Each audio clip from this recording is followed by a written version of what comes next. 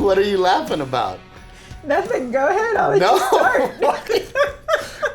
Rick goes, okay, give me 5 seconds. I'm looking at the clock to give him 5 seconds, and then I look up and you're like this. You're just No, because I'm waiting to see how you're going to start this episode. I have a lot. I'm going to start off by saying you look very beautiful. Good morning. Good morning. You look very nice. Thank you. New dress. I don't look fat. What's going on? Y'all, this morning I had on this dress and it was a little too billowy. I felt like it just made me look big. So I said, you know what? I have an actual belly now. Let me put on a little fitted dress that shows my baby bump. I change and you go, oh, no, you're going to wear that? And I said, well, yeah, I thought the other one just was loose and made me look big and fat. I said, and this one's a little more fitted. You go, well, that one makes you look fat. No, you call me fat, so then I changed back into the first dress. Okay, 2 things. You never call your pregnant wife fat. That's understood, a given. No, you're being unfair because you didn't call me fat. You had the dress out. You had the dress out.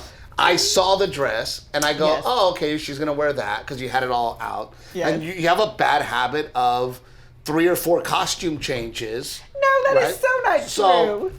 So not true. You come out. I'm pregnant. I don't know what's going to fit that morning. No, you come out with that, and I go, okay. Is that? Oh, by the way, and then I'm the tire. I'm always the tie this, right? So I tie it for you. I go do something with Garrett. I come back, and you're in like a mini skirt. It was not a mini skirt. It was a dress that was fitted with ruching on the side, like made to show off the baby. No, and then you go. I go, where's the dress? I thought you were the dress. You go, well, the dress made me look fat. And I was like, no, that one makes you look like a sausage in casing. You look like a sausage. No, but you know what I didn't mean. So I changed back to dress number 1. Which, by the way, I went on the road and you were not pregnant looking.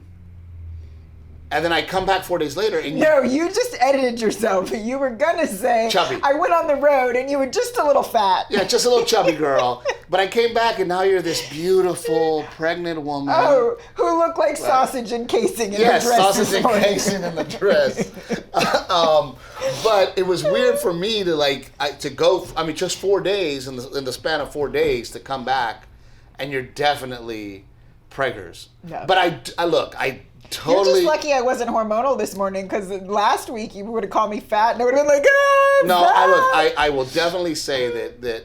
So, before we had the miscarriage, and I was telling people that we were preggers, you were mad at me. Like, don't tell people I were pregnant. And then I realized that pregnant, you want pregnant. When women get pregnant, they when they're in a group. Please tell me what pregnant women and they're want. like, hey. Yes, would you like to have a beer or a drink or a glass of wine? Oh no, I'm not drinking right now. They like to do and then the other way, oh my God, you're pregnant! And then you're like, I am, you noticed. That's what I realized that it's all about. Well, there's none of that this time around. Because now you're walking around with your hands on your belly, accentuating, you're showing off the. No, now I'm holding it up because it already hurts. Well, that too. It's all dramatic where she's holding her belly and people are like, oh my God, it's coming here. Let me. Okay, you're making it worse. Right? You were just digging your hole deeper. That's okay. But we were supposed to welcome people. Yes, to the show. I did want to say welcome because there's people listening and watching and tuning in every week. So welcome. And we're grateful and they're sharing it and you look nice. Thank you. You look very pretty. Thank you always look you. very pretty. You look great in your tank top. You chose a tank top with a paint stain on it this morning. I work. You have tank tops that don't have paint stains on them. Cares? I just now realized Who your paint on your cares? shirt. I wear the same crap week in This morning and week out. in the car on the way here, Garrett goes, Dad, are you going to change? Are you going to put on something nice? I said no. But again, going back to raising our child, I want my son to know that clothes do not make a man. The man Understood. Inside makes a man. Understood. Same tank top, different episode. Actions make a man. The way you hold yourself, the things that you do, those are the things that make a man. Not because you're wearing Jordans or because you're wearing fancy clothes. No, it's not about the clothes. That. I just want the kid to know that, like, sometimes he has to put on proper clothes. By the way, on the way here we had a plan. We were like, okay, we're going to talk about this. We do. We're going to talk about that. Yes, I'm sorry. And then all of a sudden... the stain on your tank top was distracting. It's not a stain. It's character.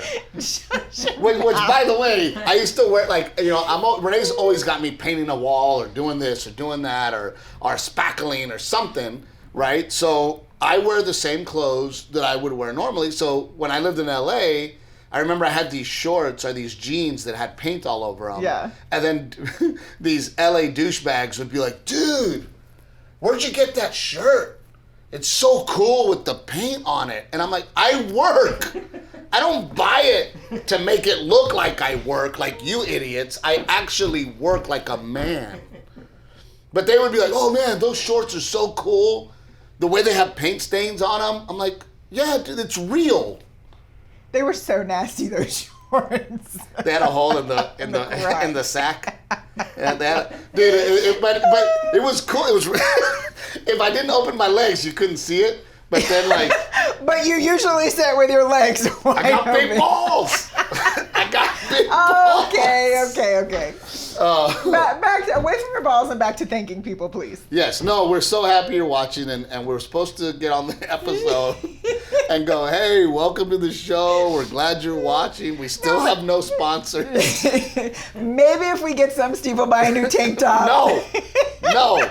I need a tank top sponsor. That's what I need. I need a tank top sponsor. Muscle shirt sponsor. Which, by the way, even if I take off my shirt, you still see the tank top. The tan? But it just looks like because I'm fat, it looks like I have a sports bra on. Like, just like... Anyway. But thank you guys for watching and sharing. A lot of people are sharing. Their couples are watching it. They're telling their other couple friends about it. It's trippy, man. Like, it's, we read the comments, and we try to, at least. And lately at night when we're laying in bed, we go through and read them. We don't always chime in, but we... Well, and now on the road, I don't do meet and greet after the shows. Which, by the way, so see this new hat I got? It is a cool hat. It is a very cool hat. It's clean, thank God. For now. But I'm really excited about it because we were in Vegas several times ago, and I'm a rodeo fan, and I and especially a Lane Frost fan. I love 8 Seconds the movie, and I see this guy's hat, and I'm like, man, that's a really cool hat, because it has like the buckle, right? And last week in Dallas, I'm playing the Addison Improv, and I'm on stage. And I announced that I'm not going to do a meet and greet, and this guy walks up with a bag and this hat. And I pulled it out, and normally, sometimes people give me stuff, and I feel so bad because I don't like it. And I'm not going to use it. I'm not going to wear it. That usually... You mean like when you give me a gift? Wow. So what you're saying is no more gifts. I don't give you any more gifts. That's fine. I like where we're at. I take gift cards. So sometimes I don't like what somebody gives me, and that ends up with Timmy, my road manager, right? But this hat, I was like, oh man, thank you. Like, this is awesome. I love the hat. And then I just felt so horrible that I couldn't meet him, because we're trying to be, socially responsible, and we're not doing meet and greet, and we're not having people in the green room. So to the person who gave me this hat, thank you so much. I'm grateful that I thank you as well, because the one he'd been wearing every week reeked so bad. It's stunk. Oh, I know. Well, with the move, man, with the move, it had the Aggie hat ended up with all the sweat marks, and so I'm glad that long overdue for a cool new hat. I'm glad I got this hat. So thank you so much for the hat. And by the way, so we love when fans, bring us stuff. A lot of times people bring me a bottle of Crown Royal or whatever, and we really try very hard to read all the comments. Yeah, we do. And sometimes I read them and then they're like dumb or something, and I'm like, if they're negative, and sometimes they're so negative that I don't even feel the need to Well, there was one on YouTube that was like, because the laundry bit came out, right? And Right. so he said, wait a minute, Steve pays all the bills, and I don't know if it was a he or she, it was just the letter J. Probably a he. Yeah. But he goes, wait a minute, Steve pays all the bills, and he still has to do half the laundry? And I was I like, like whoa, this whoa, guy. whoa. I like this No, guy. I was like, hold up. I said, for the record, when I met Steve, he did not even have a debit card. No debit card, no bank account, nada. Your jeans with paint on them. Your shorts with paint on them. No, I didn't have paint on him until I met you. Because then I'd make you paint shit. But even though I didn't have a bank account, I still took care of business. Yes, no, I wasn't saying that. But my point was that we are totally a team. And Absolutely. that it takes both of us, and that I work for the company too. So that means I help pay the bills too. Absolutely. But I still do the laundry. Well, I did the laundry when I. Oh, you did. You did Yes. this morning. Fair enough. But I think it's funny that, and I didn't know that you had done this. We're driving over here, and you go, "Oh, I had to comment. I had to let him know," right? So you ended up.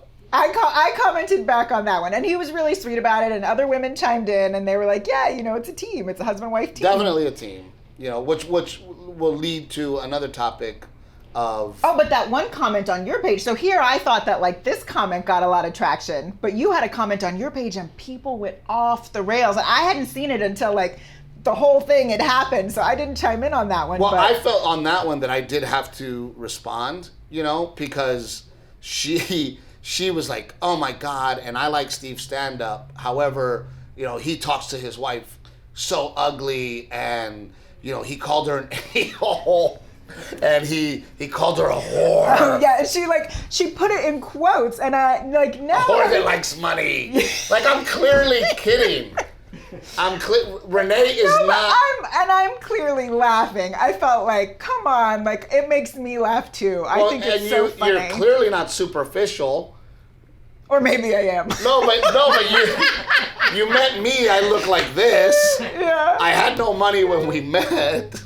You do like money. I'm not saying you don't like money. You do like money, but I look like this. And I forget. Maybe you should pull up the comment. Yeah, I don't have it. I tried to send it to myself. I couldn't get it. But so basically, this woman was like, "Oh my God," and Well, no, I felt bad because she's like, "I love your comedy. I love your stand-up." She was a stand-up fan, and then once she watched the podcast, she felt like you basically just shit on me the whole time. No, what people don't understand is, and I on that one I felt the need to respond and let her know, like, first of all, to his and her, their own. Yeah. Right? Your relationship is your relationship. Well, in my relationship with my wife, we like to joke around. Sometimes I call you a shit for brains. Wow. Not normally, but today, thank you. But we like to make each other laugh. We like to, there's nothing funnier than, that we enjoy is being like, you'll set me up and then I say something quickly, and we find that it entertains us. It entertains us, and we enjoy it, and we bring our real life the way that we are. We're not just like that on the podcast. Yeah. Like, we don't get on the podcast and be like, all right, let's turn it on.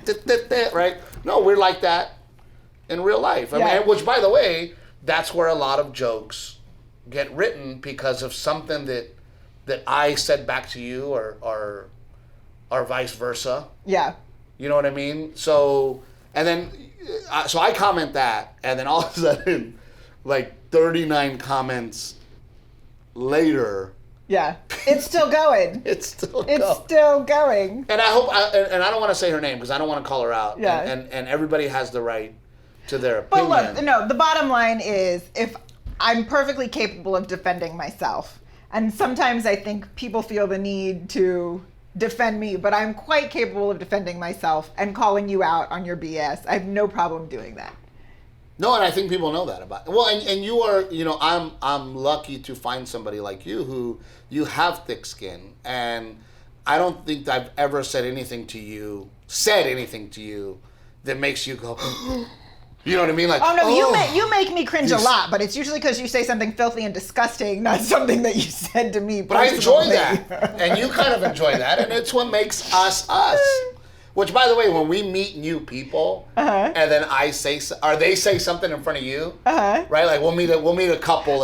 And when people will apologize because they dropped like a curse word. Some or people something? are like, "Oh fuck!" It's like, "Oh ma'am, I'm sorry. Oh my god, I apologize." You must not know my husband. Yeah, like you don't understand how our sense of humor works. But I just found it very interesting how people came and chimed in, and it turned into this like back and forth. Then my favorite comment was like, "This is how you Karen."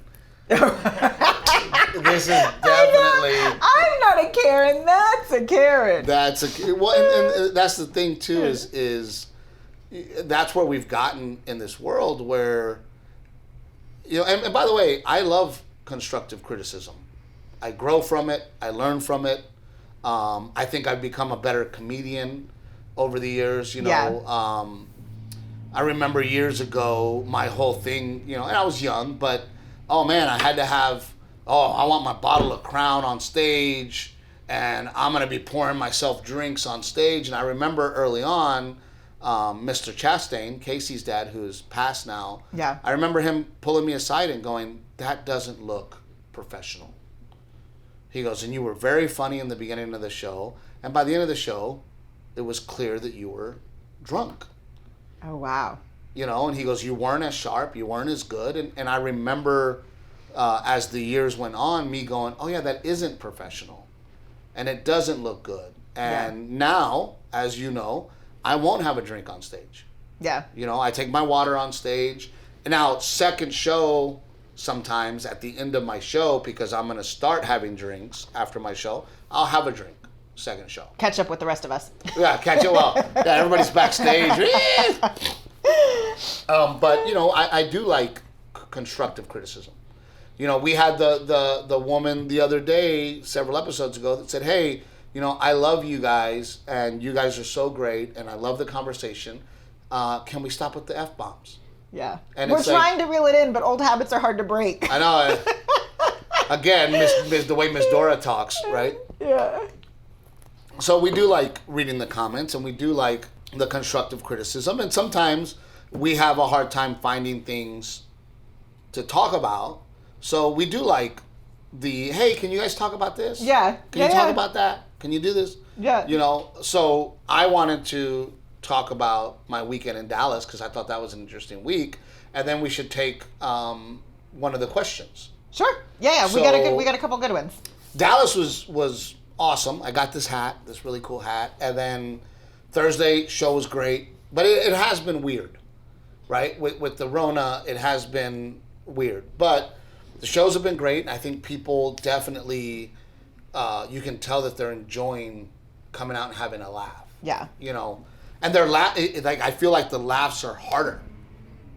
To get the laughs, to earn the laughs? No. Like they're laughing harder. Oh, gotcha. They're having more fun, right? They're into it. It's more. a hearty laugh. People are like ready for the release. Yeah, because you haven't laughed in forever. So Thursday went great, and then Friday was great, and then Saturday rolls around, and my friend Todd Stewart, our friend Todd Stewart, shows up from Randy Rogers' band, and they come and say hi, and then first show goes fine, and then all of a sudden, literally 10 minutes before we're about to start the show, for the second show, lights go out, electricity goes out, and all that's left are like the security lights. And it was like 100 and something degrees that day too, wasn't it? It was 98 degrees at night. Oh. So now there's no AC and no music, and the only lights that are on are like the emergency lights. We have no microphone. They finally find a megaphone. So Sean comes back and like a cheerleader megaphone? no, like a police officer. Police. I'm like envisioning a cheerleader megaphone. I was like, what the heck? Give me an A! A! Right, I'm out there with my pom-poms. All right. Which would have been funny. That would have been funny. So Sean's like, the manager, the GM's freaking out, and he's coming back. So what do we do? And I don't know what to do. And I don't think this is, going to get fixed anytime soon. And I look outside, the whole block is out. The hotel's out. Everything is dark. Yeah. No street lights. And I go, look, man, let's push the show 15 minutes and see what happens. But now people are fanning themselves, you know, and then the computers aren't working, so the staff is like, well, how do we serve drinks? Oh, I didn't even think about that. I was just thinking about you on stage. We can't ring up drinks. Or even run cards. Or run credit cards. What do we do? So I make an announcement with the megaphone, the cheerleader megaphone. And I basically go, look, first of all, I go, everybody's getting their money back. That's the first thing I said. Everybody's getting their money back. However, if you want to stay, we're going to start the show 20 minutes late. Hopefully the sound comes back. But it's also going to be hotter. I go, yes. And I go, but even then, even if you want to stay, we're still giving you your money back. If you want to leave, we're giving you your money back. If you want to stay, no matter, at this point, you can have your money back. Because you know how I am. I care so much for the people that come out to my shows. Well, they got babysitters. Like, yes. You know, some of them got babysitters, which they're going to have to pay regardless. Yes. Like, so your money, I don't ever want anybody to have a bad experience at my show. I want people to get dressed up with their wives, with their husbands, come out to my show, and enjoy their night out. Oh, the people that show, they're going to be like, screw 2020. Like, I just wanted to go. Well, that's how I was laugh. feeling. I'm like, is there anything else that can go wrong? Really, you know what I mean? I'm like, really? So then, 20 minutes has gone by. It's hotter in the room. I would say 10 to 15 people left. Yeah. So then the next announcement I make is, all right, here's your options now. Because you can still see with the emergency lights. Yeah. We can do a show, no microphone. You're still getting your money back. But we can do it without a microphone. And then everybody started cheering, like, no, we're like... Give us a show. Give us a show. Yeah. So Big Al Gonzalez goes on stage, you know, the opening act, total professional, no microphone. And I'm like, oh, good, they're laughing. Like, that's the best thing about having an opener, right? I'm like, oh, man. Test the waters. Yeah, let's see how he does. Because I hope it works for him. Oh, wow. So Big Al Gonzalez gets on stage, and he does great, right? At first, I'm like, okay, I'm you know, if I'm going to have to get him off or whatever. So then I go on stage, and I Still no electricity. Still no electricity. Do you even hold a mic? Well, I was debating that. That's so weird, right? You're so used to performing holding a mic. I was like, do I hold weird. a microphone? What do I do? I just turned it into like a one-man show. Like I went no micless, right? And then in my head, I'm like, oh, I'm gonna have to be over-exaggerated with my act outs. I'm gonna have to be bigger. So people, you know, get it. I'm gonna have to be louder. I mean, I can hear myself losing my voice. I mean, I'm pushing so hard. I'm sweating so bad. I mean, my shirt is completely soaked. I end up having to unbutton my shirt because it was stuck to me. Oh, gross. And so now Daddy's chest is hanging out, right? Daddy's chest is hanging out. You were regretting your decision not to wear a tank top. Yes. 30 minutes into it, it's like, everything comes back on. The microphone comes back on. The AC kicks in. And we end up finishing the show. But I thought to myself, at the end of the show, I go, keep in mind, you can have all your money back. Yeah. All of it. And the crowd was like, no, we loved it. And they like all cheered. That was cool. Those were other comments I saw too. Is like people said I was at that show. Well, that's what I was and we had such a great time, and we're so glad we stayed, and we laughed so hard. So it seemed like the vibe in the showroom was still really great. Well, that's what I was gonna say. Like I feel like, you know, you're the one at that show. That was something special that happened to you, right? As an audience member, you know, I feel like I remember. Oh, I'm just thinking of all the poor girls who got dressed up to go out. They haven't been out because of the Rona. And now they're just like drenched. It was hot. But then I remember when I opened when I did Sturgis a million years ago, and I opened for Steve Perry from Journey, and a thunderstorm rolled through, right? And Steve Perry's backstage, and because I'm supposed to bring him up, and they're like, "What do you want to do?" and blah blah blah. And the promoters are like, well, if you don't perform your 45 minutes, you're not getting paid. And he's like, well, but it's raining. Yeah. It's raining, right? So he was like, well, screw you, I'm going on. So he ends up going on stage, and there's probably 100 people in the rain watching Steve Perry play. And I'll never forget that experience. Yeah. Right? And it was just a special show to me. So I'm hoping that kind of that show was that for those people. Is that for those people where they go, oh, you know, not only did the lights go out and it's 2020 and it's freaking hot and Steve went on stage and I tried to give him the very best show. I'm sure you did. That I could give him without a microphone. Yeah. And surprisingly, it was working. I was still doing well. And it was really cool to have, you know, Todd Stewart there, who's also a performer, and him going, oh man, he's like, I can't tell you how many times in the Randy Rogers band where we end up in a situation. Stuff happens. Where it's either it's raining or something happens and you got to be a pro. Yeah. You got to be a professional and you got to do the show and you got to make it happen and you got to make sure that people are happy.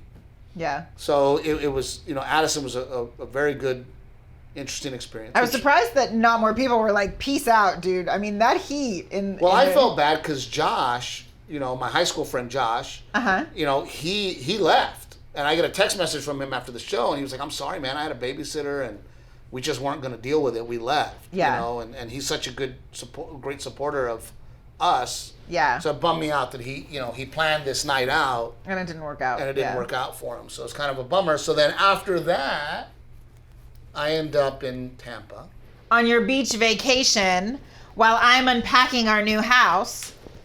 Go ahead. Tell everyone how you go ahead. No, tell them how you had so much fun jet skiing, fishing, hanging out in a pool, on the Gulf.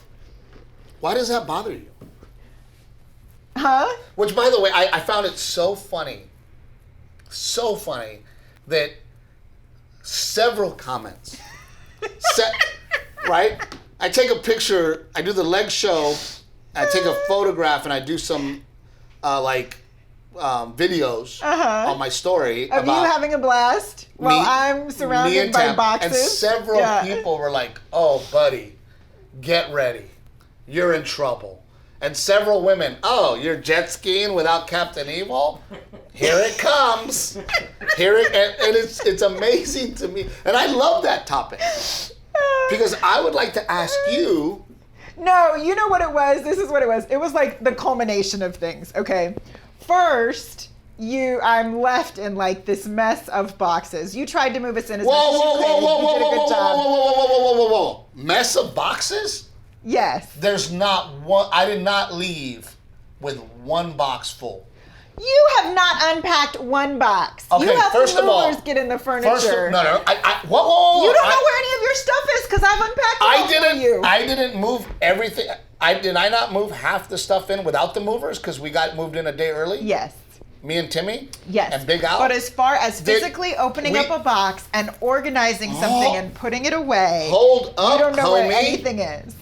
We've only been in that house a week, and everything is hung on the walls. The garage is completely organized. The gym is completely set up in the garage. The gym is set up, yes. The garage got cleaned. All the boxes got moved in. I helped dude. Okay, my point. Did I not do the very best I could, working 8 hours a day? You did. At home to make sure that I left you. You did. In a great situation. There was still a lot that needed to be done. And God bless your mama. She Mrs. came Dora and was there. she helped me unpack everything. Yes. Continue. Oh, by the way, oh my God. Well, you just told me continue. No. Let me get in to defend myself.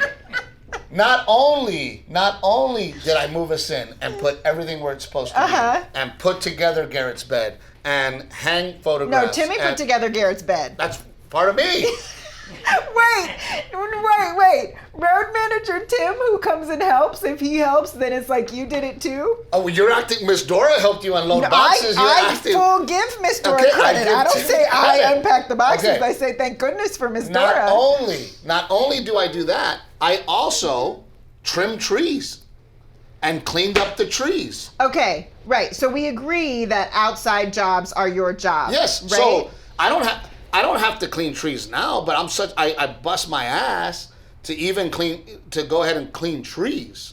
to leave all of them on the curb in our new subdivision, which has a fancy schmancy HOA, right? Which, by the way, and no one we found to out pick that up. the president of the HOA lives across the street. Which I'm glad I didn't know that before. Otherwise, I would have moved been in. Fuck mortified. that guy. We've got trash pile. You're the trash man, and we've got trash piled up on the curb.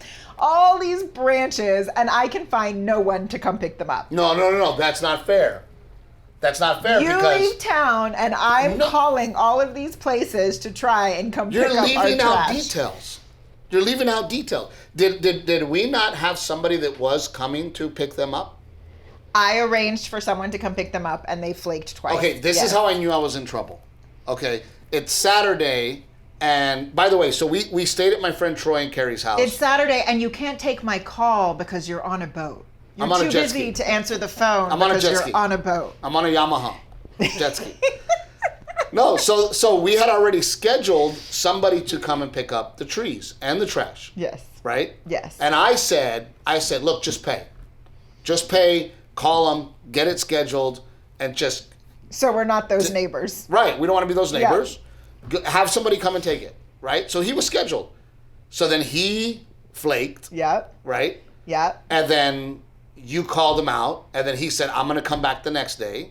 And he flaked again. Yep. So now you're calling me, like I can't control that this guy flaked, but I knew I was in trouble because trash is your department. No, so I call you and you're like, stop, I'm waiting on a refrigerator. And what am I going to do with all this trash? What do you want me to do?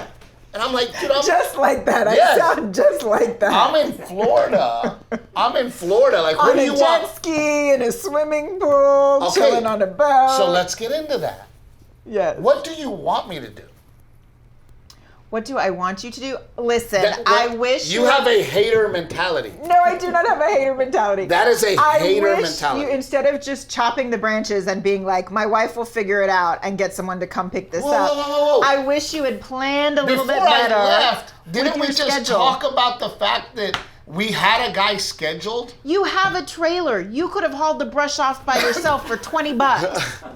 Dumped it for $20.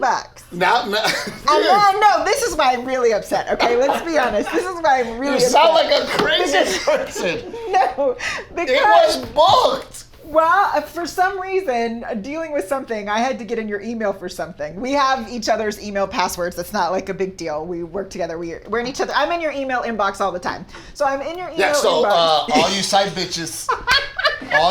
bitches, don't be... Anyway, I'm in your email, right? I'm already annoyed. She's going to send a comment. Oh my God! Steve Trevino has side bitches.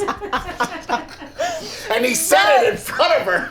But I see an email that says, rate your stay at Windstar Casino. And I am like, that asshole. No. When did he have time to go to a casino? Let's go back to Tampa. And exhausted. No, let me finish. So it turns out. Let's go. We're not done with Tampa. You didn't mention it, but when you were in Dallas, you just decided to take a little getaway and go to a casino overnight with some of the guys. We're going to get to that. And gamble. But then I have a Barstool budget, you guys. The seats that we sit on a daily basis, when your family comes to stay, we Let's need go back to extra Tampa. Barstools. But I have a very tight budget for those Barstools. Let's go back to Mr. Tampa. Trevino's at Windstar Casino playing craps. Yes. Well, we'll get into that in a minute. Let's go back to Tampa. Okay, let's go back. So, and I think a lot of men deal with this. I shouldn't say men. A lot of people who travel deal with this. And I've told you a million times that I don't hide things from you. I'm honest. I'm open. You don't. There's which is a so lot weird. of Why people. Why did you not tell me? Like, hey, the guys are going to go to a casino. I wouldn't have cared. We're not at the casino. We're at Tampa. Okay. And I think a lot of people who travel for a living deal with this when their spouse is at home. Ponch and Kiki deal with it, right? Where Ponch travels for a living, that's what he does. Yep. He has to travel. And because of his business, he stays in amazing places. Because he does all those conferences and he deals with millionaires. So then all of a sudden, he's at this nice hotel. What is he supposed to do? I don't care that you're having fun, but when I call because I'm trying to take care of something, answer the frickin' phone. Like, it's really simple. I'm on a jet ski in the St. Was Pete your Bay. phone on your person? I know you. Let me ask you this. Your phone was on your body. Let me ask you this. Yes. Well, by the way, I did tell you I was going out. Did I not? You did, yes. I go, I'm going to be out on the water. Yeah. I go, let me check in. I go, before I get out on the water, I'm checking in to say hello, to let you know that... Because 4 hours later, you can't answer your phone Daddy's when going to be fishing. in his bikini out on the water. Okay? So, no. So, my thing is, what am I supposed to do? Answer the phone. Okay, and if I answer the phone, what am I doing now?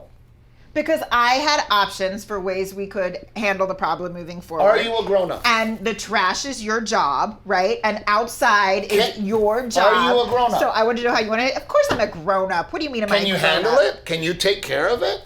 Or, Steve's having fun. How fucking dare he? I'm going to go and call him and give him hell. Well, no, I didn't really want to give you hell until I saw the email about rate your stay at Windstar Casino, and then I was really pissed. What do you mean you didn't want to give me hell? I could hear, Renee has a tone. My wife has a tone, and it's a must be nice tone. It's Sal, which, by the way, I was so happy. It is a must be nice tone. Yes. Because it must be nice to be on a boat while I'm unpacking the boxes, and then hold on. Then you come home. But it must be nice to be with your child when I'm not with my child. It is right. Nice. But then you come home and you're like, wait a minute, you didn't finish unpacking these boxes too? There's no boxes to unpack. Yes, there was. You're out of your mind. There's 0 boxes to unpack. You were out of your mind. I'm going to do a video at the house to see how together. But when you were in Dallas and Tampa, your mom and I were unpacking boxes the whole time. And did Timmy not stay behind in Dallas to help? One day. We got Timmy for one day. Okay. So. Yes. Let's go back to Tampa. Why are you mad? Okay, first of all, I told Renee, me and Renee always talk about travel. And we always go, and obviously things have changed, right? I have a pregnant wife at home. Yeah. We were moving into a new home. I said, because originally, remember, we all planned to go to Tampa. Originally. When it was on the calendar, we were like, hey, let's take the whole week. We'll rent an RV. Yeah. We'll take your brother. Yes. And we'll all drive to Tampa. Yeah. And make it a vacation. Yeah. So and then things really flared up, and we all kind of decided it was a bad idea. No one was really comfortable with it. So me and you collectively decided, hey, this is a bad idea. Yeah. Right? You should not come. Yeah. And we're moving to be in an RV and gone that long just didn't make sense. Right. So flight in and a flight out. Instead of driving, yes, I left Thursday, latest flight I could find. Yes. So that I could still give my wife and kid a kiss. Latest flight I could find. And then I came home Sunday morning on the absolute earliest flight I could find, which means I had 3 shows on Saturday night. Yeah. I didn't get off stage until 12:30. By the time we wrapped up at the club, by the time I got paid, I didn't walk out of there until 1:30, almost 2. And I had to get up and go to the airport at 4 a.m. Yes. To come home. Oh yeah, and that's just you throwing salt on the wound. Then you're like, because his flight from Dallas to Austin got canceled, right? So you had to stay in the airport an extra hour or 2 in Dallas? 2 hours or something. An extra 2 hours in Dallas, not quite. And you call me up and you're like, see, babe, we all have our crosses to bear. We all have our own responsibilities. Bro, Do you know what I would give to be sitting in an airport for 2 hours with headphones on or reading a book undisturbed in peace and quiet? Like, I'll drive you to Austin Airport right now quiet. and let you sit at the airport. Which, by the way, stock me up with magazines. I'll do it. 2 hours of uninterrupted. I slept 2 whole hours so that I could be home. But the way you say it, oh, babe, we all have our cross to bear. Yes, I feel so sorry for you that you had to sit in Austin Airport for Dallas Airport for an hour. A lesser man or a lesser human would be like, screw my family. I'm not gonna sleep 2 hours.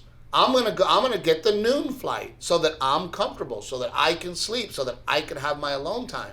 I don't do that ever. Yes, that's true. Ever. I try and get back to us as soon as possible. I want to get back to my family as soon as humanly possible, which, by the way, because I practice self-hypnosis and I only slept 2 hours, when I got home, do I complain? Am I tired? No. Am I lethargic?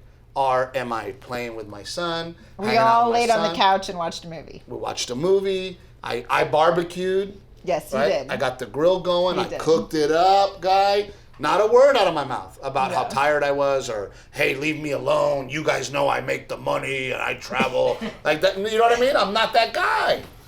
So my question to you and all you people out there, if your spouse travels, why are you mad? Because, which by the way, I'm at Troy and Carrie's house and normally I don't really care. It was just a lot. You feel bad now. No. You feel bad now. No, I don't feel bad. You don't feel bad that you didn't tell me about WinStar Casino. Let's go. No, okay. Let's go to WinStar Casino. Okay. Now we're going a week back. No, here we're trying to be safe about the Rona. And no, I don't think you should go to Florida. And then you're walking into a germ-infested casino. How does that make any sense? Okay, we get to Dallas. You know Topher. Yes. Right? So Toph comes, old-time friend from Dallas. He always meets us in Vegas. Yes. You know how I love to play craps. Yes. I love it. I do. Which is going to lead to the next conversation. So Okay. I love to play craps. Thursday, Topher comes to the show, right? Mm-hmm. And he goes, dude. You're about to throw him under the bus, aren't you? Well, he's single. Topher's single. He's got nobody to answer to. So Topher comes in and he's like, hey, we're going to WinStar tonight. And I go, nah, it's too far. He goes, no, it's 45 minutes from here. I'm like, you want to go? He's like, yeah, we should go. And I'm like, do they have craps? He's like, yeah, they have craps. We should go. I go, let's go. So that was after the show, number one. Number two, I'm not going to call you at 10:30 at night because I know you're asleep, okay? Mm-hmm. And go, hey, I'm going to the casino. Yeah. Which, by the way, we've always talked about this, right? Where I'm an adult, you're an adult. Sure. I trust your decisions. Absolutely. You trust my decision? Absolutely. So I went to WinStar. On the way there, I'm like, wait a minute. I get offers from them for free rooms all the time. Let's get the free room. Yeah. Okay? Mm-hmm. Got the free room. Got there. I used my card that you look at our accounts. I don't look at the accounts. You have access to our bank accounts to go to the ATM. So fellas, if I wanted to hide going to WinStar Casino from my wife, I would have asked, the comedy club would have given me $1,000. I don't think you intentionally were trying to hide it at all. I have nothing to hide. Not at all. Which, by the way, we've always talked about that. Like, I don't ever want to be the guy that hides. That feels the need to intentionally hide it. I don't want to feel the need to hide from my wife. You don't need to hide it. And I think that's part of our success as a relationship, that we don't hide things from each other. No. We don't Which feel the need. is why it just felt so freaking weird that you wouldn't have just said, I went to a casino. If I would have won $3,000, I would have been like, yeah, woo! Hey, by the way, I went to the casino last night and we won some money. But it was a miserable experience. And most of the time, I love WinStar. It's a great casino. If there's any casino within 200 miles of us that feels like Vegas, it's WinStar. Yeah. But because of all the restrictions, I couldn't get on a craps table. I couldn't get a drink. It was almost impossible to lose the money that I wanted to lose. And it was a bust. And we went to bed. And it was one of those things where it's like, why did I even... But even the next morning, I talked to you and you weren't like, oh, hey, the guys and I stayed at the casino last night. We're driving back to Dallas this morning, or we're going to stop and have brunch or whatever. Well, because nothing funny happened. Nothing weird happened. It was just kind of a nothing experience. But it was two things. Because if something funny would have happened, I would have been like, oh my God, right? Oh, babe, you gotta hear what happened last night. There was nothing happened. But it was two things. Which, by the way, it was one that you didn't tell me, and it was two that we're trying to be so careful. Remember when I had a friend take a dump in the refrigerator in the hotel? Dude, I had a drunk friend. He was so drunk, he pooped in the refrigerator. It's 4 a.m. I'm calling Renee, babe, And she's like, what happened? What's going on? I answered the phone because I think you're probably in jail and need bail money or something when you call But at she's that my hour. best friend. And if I want to, I got to tell her, oh my God. And we both know this friend. So I'm like, you're not going to, I'm like, dude. And I'm sending her pictures of it. I'm like, check it out. Right? There's literally turds in a refrigerator in the picture. In the crisper. It landed on the crisper, which was hilarious. So, you're my best friend. If something funny would have happened, if something interesting would have happened, if something worth talking about would have happened, of course I'm going to bring it up. But if I wanted, all I'm saying is it felt a little. I know you're in my email. It was like subconsciously you didn't want to tell your wife that you had gone to a casino, so you just were gonna like let it glide. No, I don't. You know that I don't care. We went to a casino several weeks ago. And I was like, hey, I'm going to the casino. You told me about that when you were in Houston. You went to Louisiana and went to the casino. Which was 2.5 hours away. Which was 2.5 hours away. So I don't have a problem. Like, I'm not doing anything wrong. And I was also frustrated that I felt like because I'm pregnant, we're trying to be very careful about where we're going and the germs we're contracting. And that's why I didn't go with you to Tampa. So then to know that the week before, just went into a casino. I'm wearing my mask. Was really annoying. I'm wearing my mask. You gave me the little can of Lysol. I'm spraying things down. Like, I'm on it. But again, it was one of those things where I'm like, why did I even come? Like, this is a bust. It was a waste of my time. I lost, money, and it wasn't even fun. I don't care if I lose money and it's fun. Right, and then we're like buying new furniture and things for the house, and you're like, okay, like this is the budget for this, but then you're going and blowing money at the craps table at the casino. I'm not giving her a $500 budget for stools. It's way more than that. Right? See or no? No, but regardless, the fact that you're like, this is for our home, right? Things that we are going to use on a daily basis, a part of our family life, but then you're just going and blowing money at gambling when that could be money we're spending on the house. That leads to the next topic of conversation, which was the question of... We got a comment asking about finances, money and marriage, and if there was a purely Captain Evil bank account and how we need to divvy it up. All of it is Captain Evil bank account. Because what's yours is mine and what's mine is mine. Yes. But I don't care about money. I don't care about money. I don't need money. I just work. And I've never, and I think this is part of my success at least, is I never did stand up for the money. Anybody offered me a gig, I took it. Yeah. It didn't matter how much the money was. And to this day, I don't look at my checks. They write me the check at the end of the week. They hand it to me. I put it in my pocket and I leave. And if it's wrong, that's up to my agents and managers to deal with the clubs. And I don't go, well, how much money did I make and how many tickets did I sell? I take the check. I put it in my pocket. And sometimes they're like, here's the settlement, which has like all the ticket sales and everything. And I'm like, no, keep that. Send that to my manager agent. I don't care about money. And Renee and I share everything. We are on every account. Everything is, I don't even look at the accounts. Renee does. Unless there's a secret gambling account I don't know about. Oh, I wish. But we spend money very differently. We do. I like to have fun. I spend my money on experiences. I like nice dinners. I will drop $200 for me and you to have a nice steak dinner. Right. But I won't buy a tank top. That's just how I spend my money on. I like to go gamble, and I could care less if I want or not. I enjoy playing craps. Yeah. But I think that's why I'm lucky. You are stupidly lucky at gambling. Because I think that when people go in to gamble and they're like, I have to win. I'm here to win. And oh crap, I've already lost $300. Like, you're done. Yeah. I go in there and I'm like, hey man, I'm here to have a good time. I want to have drinks. I'm happy if I'm losing. I'm happy if I'm winning. I'm having a blast. And I think because of that, I'm very lucky. Yeah. And I think I've been lucky with money because I have that attitude. And Renee's very budget. I'll spend $500 at WinStar Casino gambling. Yeah. And Renee she always sees it like, that's a pair of shoes.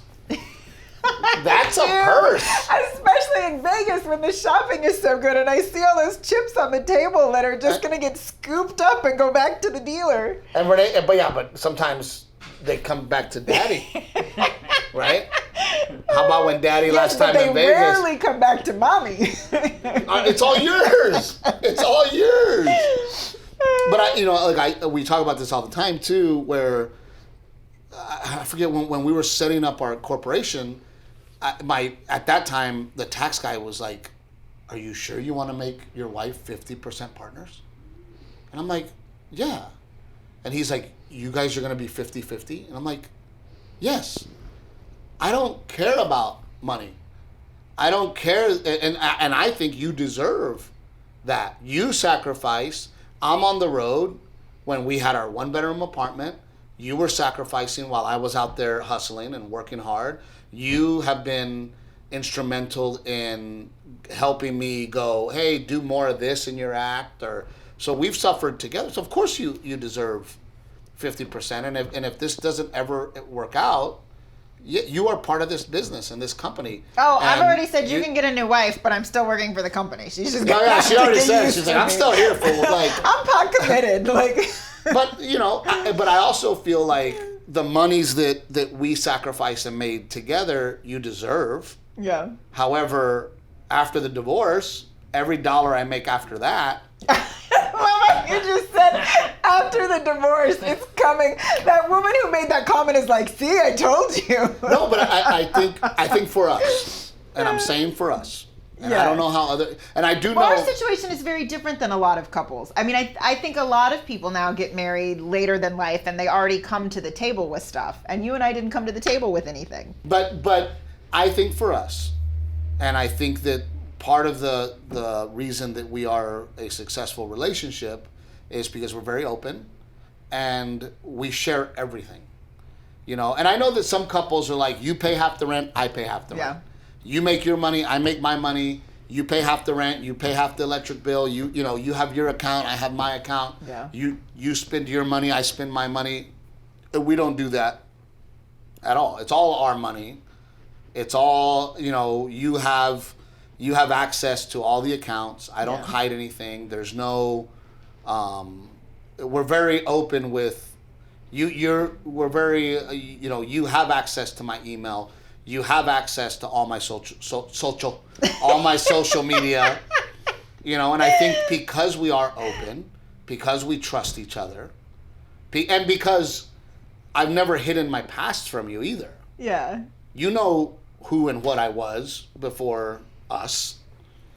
And I think that has made our relationship and our business successful. Yeah. Don't you think? Yeah.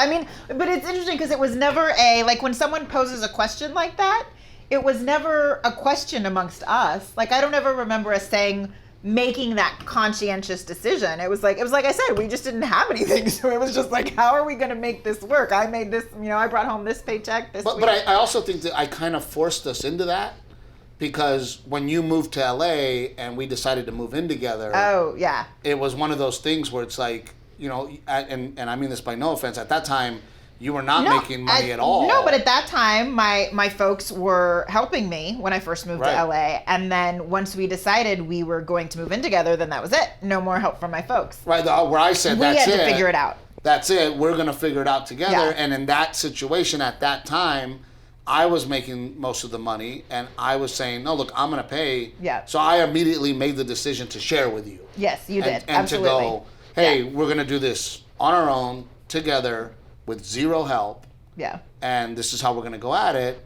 And then, a lot of people don't know that, you were pursuing your acting career.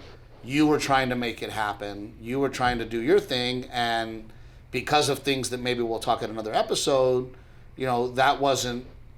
So we ended up having to work together. Yeah.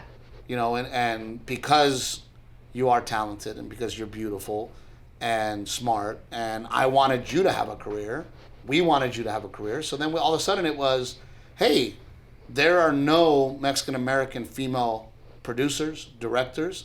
You're going to direct. We're doing this relatable special for Netflix on our own. You're gonna direct. Till Death came around, Renee's going to direct. Yeah. Renee's going to produce. Renee's going to be part of it. And we started to really become a team. A team, yeah.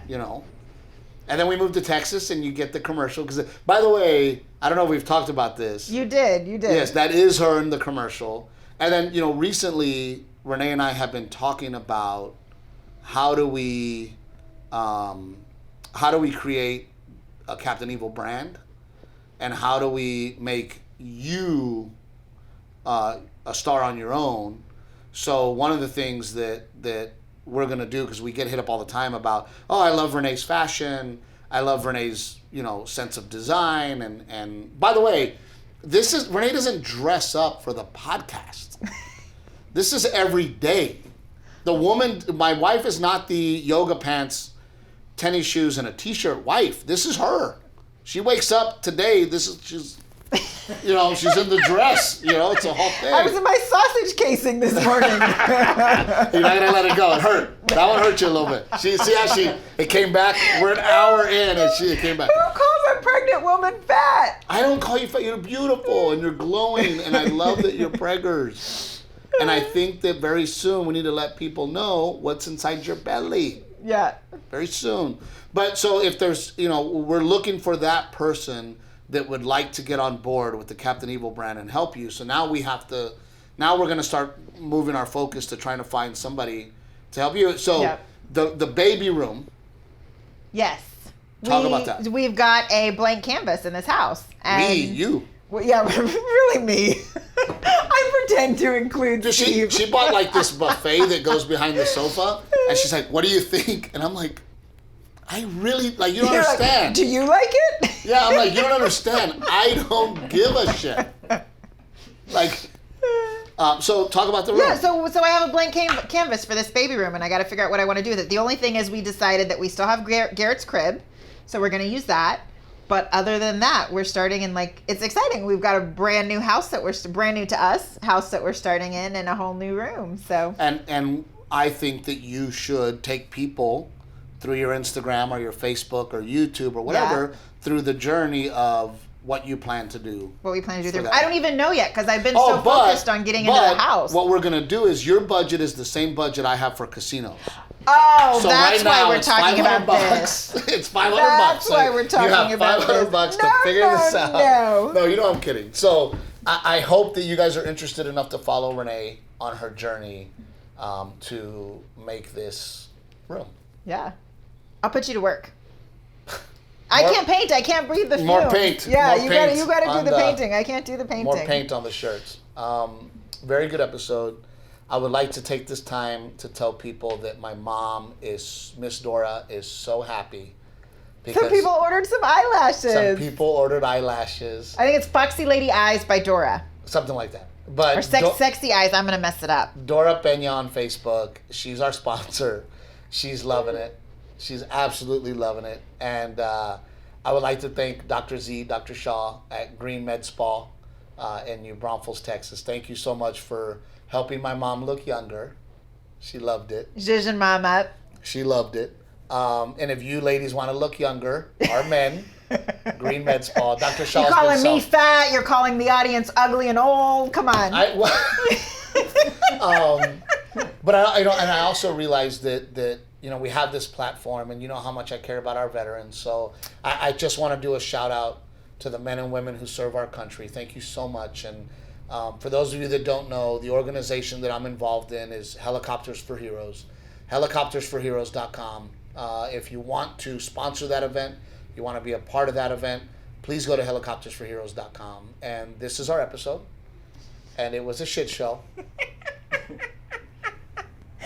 it was good. A good shit show? Yes. Yeah. And I do like when people call and they go, watching you guys is like marriage therapy. For how not to communicate? Yeah. But it was fun.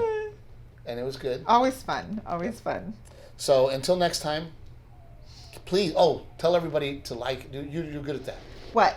To like and share. Oh, yes, please like and share the podcast. It's really cool. People are sharing it a lot. And then also, we're getting people who haven't necessarily seen your stand-up, and I feel like people should know if you go to stevetrevino.com. So why did I tell you that? Why, Rick, I told her that, and now she's like, they're all watching the podcast now. So, In Tampa, we had people come up to me and or send me a message and say, we actually came because of the podcast. We thought you and your wife were going to be on stage arguing. That's what they thought. No.